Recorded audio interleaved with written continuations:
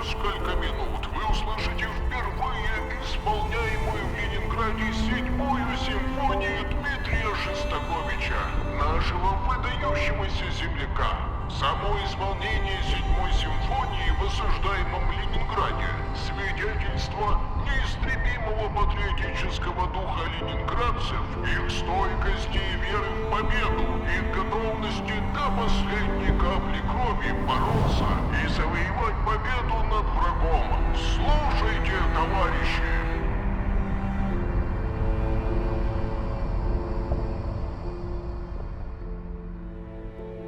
Hi, I'm Griffin Johnson, the Armchair Historian. Before Operation Barbarossa, the invasion of Russia, the city of Leningrad, or modern-day St. Petersburg, boasted a population of around 3 million before dropping to less than 800,000 by the end of its siege. In addition to its thriving industrial sector and strategically important position, the city was titled the Cradle of Bolshevism. But these factors made Leningrad a high-priority target for the Nazi invasion, with Directive 21 designating the city as one of Barbarossa's primary objectives alongside Kiev and Moscow.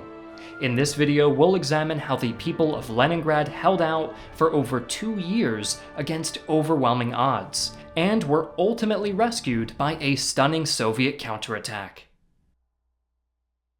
Thanks to the sponsor of today's video, Raid Shadow Legends, the first game to bring a true console-level experience to your phone.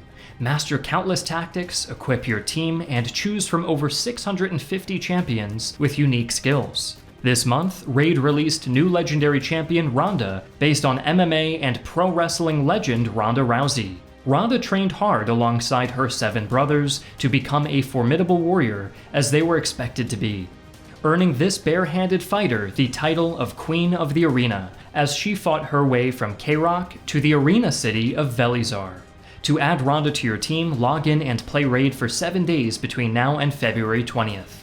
As an extra bonus, use promo code RAIDRONDA to level her up with a 3-day 100% XP boost, 500,000 silver, and 5 full energy refills. If you're an Amazon Prime member, you can get your exclusive rewards in Raid right now.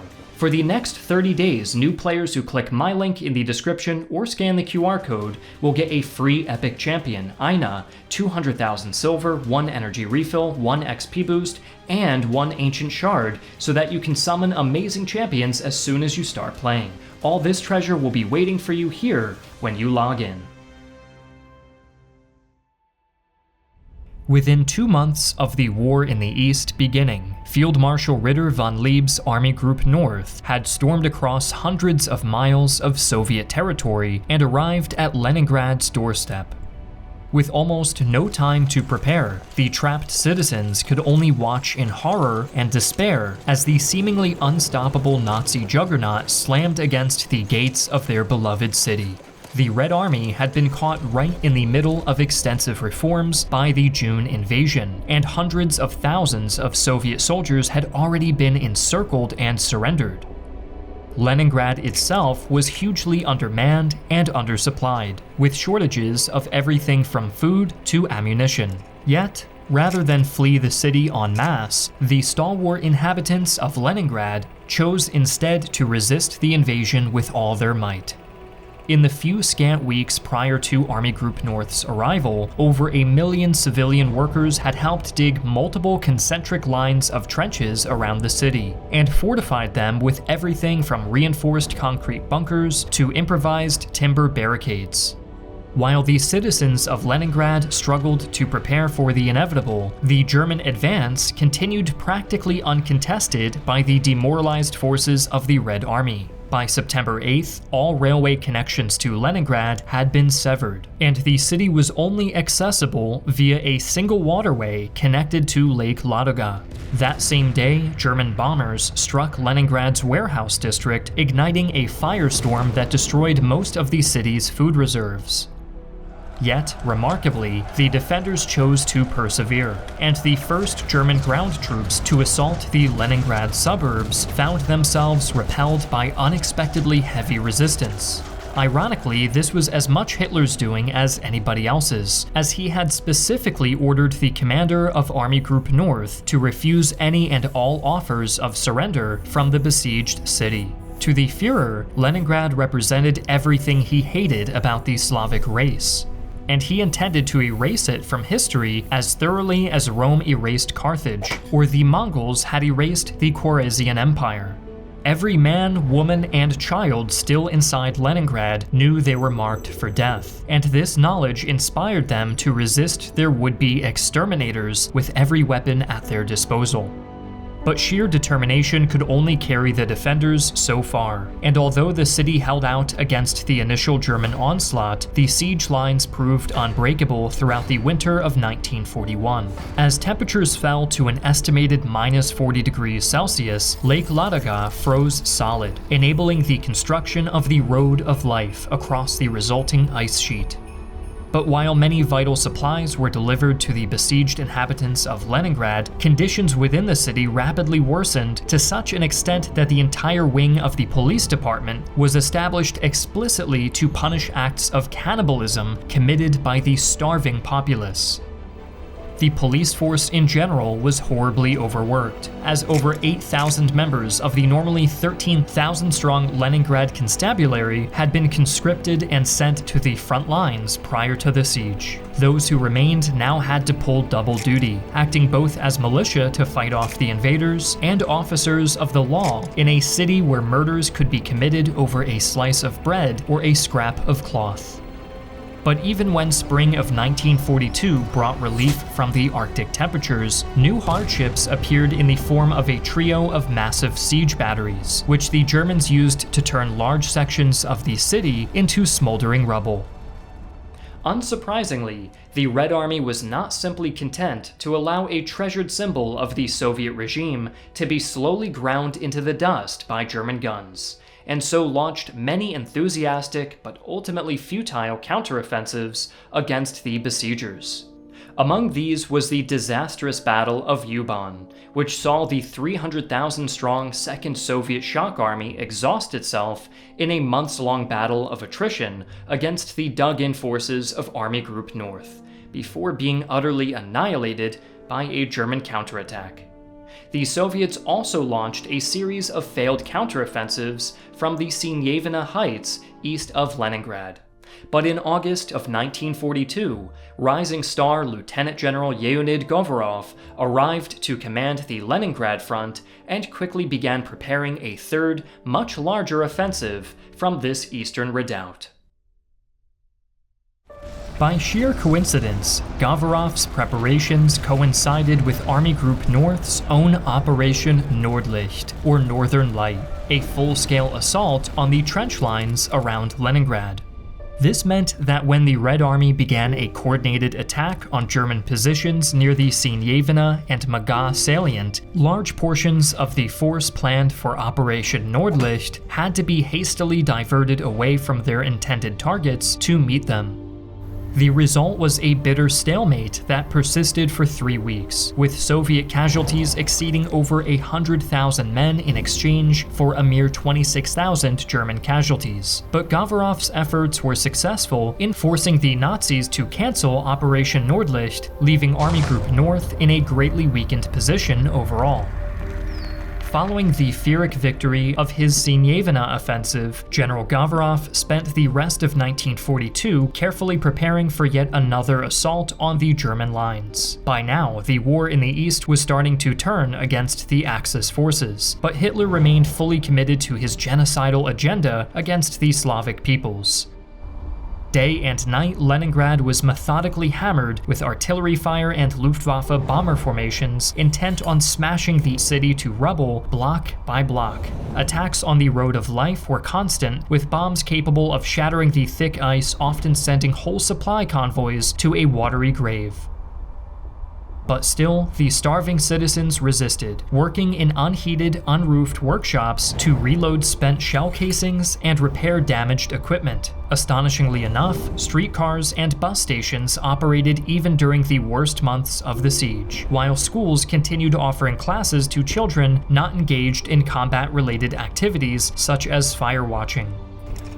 Though taxed to their very limits, hospitals and medical services worked around the clock to prevent disease, successfully containing potentially devastating outbreaks of cholera, typhus, and typhoid fever. These efforts were all the more impressive considering that the average worker was surviving on less than 300 calories per day, the equivalent of 3 slices of bread. Fortunately for the embattled citizens of Leningrad, January of 1943 saw General Gavarov leap into the fray with Operation Iskra, an offensive designed to break German lines south of Lake Ladoga, and link the Leningrad front up with the nearby Volkhov front. The gap between the two fronts was a mere 16 kilometers or 10 miles. However, every Soviet advance in the area would be made under constant artillery bombardment from the guns normally occupied with shelling Leningrad. Additionally, the terrain around Lake Ladoga consisted of heavily forested wetlands, severely limiting the deployment of mechanized units. The only real advantage the Soviets had was that German forces faced a severe manpower shortage and lacked the strategic reserves necessary to launch the kind of aggressive counterattacks and encirclements that had caused such appalling losses during earlier campaigns. After several days, Operation Iskra commenced on January the 12th. Thanks to heavy air support provided by over 800 Soviet planes, troops were able to quickly advance into the gap on both sides. But within 24 hours, weather conditions took a turn for the worse, grounding the Air Force and leaving the Red Army stalled until the 14th. The next 4 days consisted of an incredibly grueling slog through miles of German trench lines, with Soviet forces from the Leningrad front finally linking up with their Volkhov counterparts in the early hours of the 18th. This marked the first time a land connection had been made between the defenders of Leningrad and the rest of the Soviet Union in over a year, and battlefield engineers raced to complete an improvised rail line to the city. Unfortunately, Iskra's overall success was limited, as the bulk of Army Group North remained firmly entrenched around Leningrad, and although supplies could now be reliably shipped into the besieged city, the siege itself was still far from over. This was proven just a few weeks later when the Soviets attempted the much larger Operation Polar Star, intended to encircle large sections of Army Group North and drive them out of the Leningrad region for good. As 1943 dragged on, the situation in the east shifted progressively in favor of the Soviet Union. But despite Operation Iskra eliminating the possibility of Leningrad falling, Army Group North stubbornly maintained the siege throughout the entire year. By this point, Leningrad's population had dropped to as low as 750,000, with tens of thousands having been evacuated after the success of Operation Iskra. The city itself was also remarkably intact, thanks to German troops having never penetrated beyond the outer suburbs. Though enduring unfathomable hardship, Leningrad's industrial sector had never shut down completely, and citizens continued showing up for work even during the harsh winter months. Thanks to their perseverance, the worst of the siege was over, but the road to victory was still long and bloody. However, Polar Star was doomed from the start, as the Germans preemptively evacuated many of the key areas being targeted for encirclement, shortening their defensive lines and leaving the exhausted Red Army forces with no choice but to halt their advance until the spring thaw. With winter once again on the horizon, General Gavarov now sought to replicate the success of his earlier offensives with another January campaign.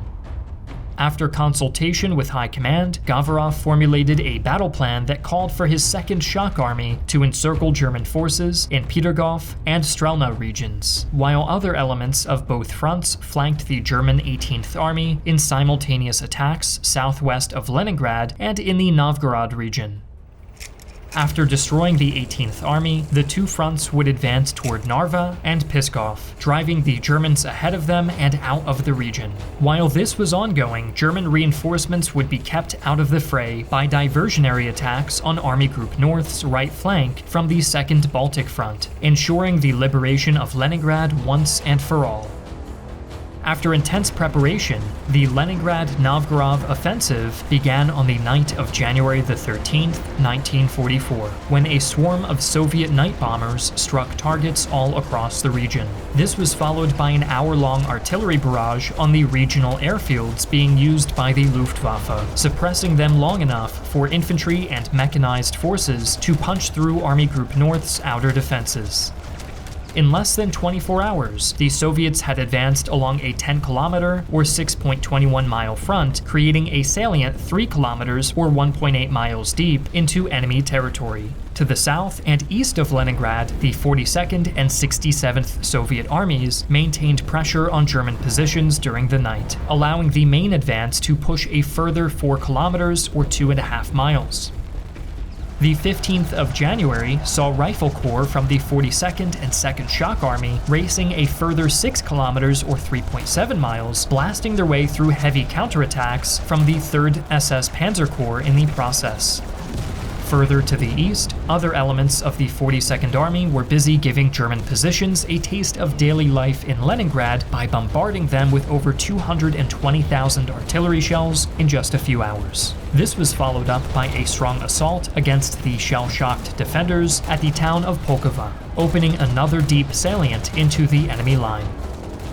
However, these advances were exceptionally costly, with hundreds of Soviet losses for every bunker, ditch, or trench line pried loose from the German death grip. In fact, initial casualty reports were so lopsided that an unwarranted sense of optimism began to take hold among the German officer corps, with General Major Gerhard Lindemann of the 18th Army predicting that he could defeat the supposedly overextended Soviet force within 3 days. 72 hours later, on the 20th, Lindemann was frantically begging his superiors for non-existent reserves as Govorov's forces ripped through the entrenched Nazi lines that had maintained the siege of Leningrad for over 870 consecutive days.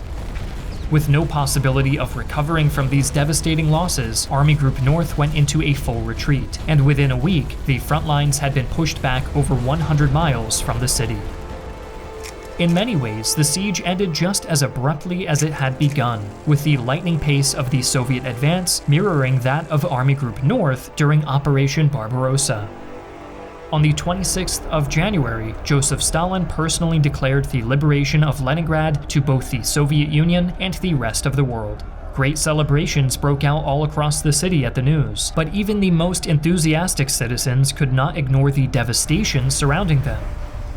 Though Leningrad had suffered less damage overall than cities like Berlin or Warsaw eventually would, as soon as their position had become untenable, the Nazis had done their best to obliterate all traces of Russian culture within the region.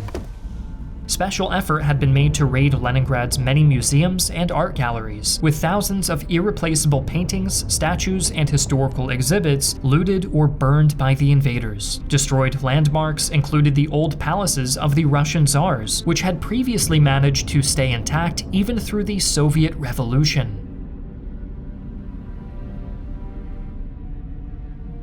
In terms of human lives lost, the siege of Leningrad caused at least 640,000 civilian casualties, many of whom were women and children who died of starvation or frostbite during the Arctic winter of 1941. Yet this number was utterly dwarfed by the deaths sustained by the Red Army during both the defense of the city and the many operations undertaken to liberate it.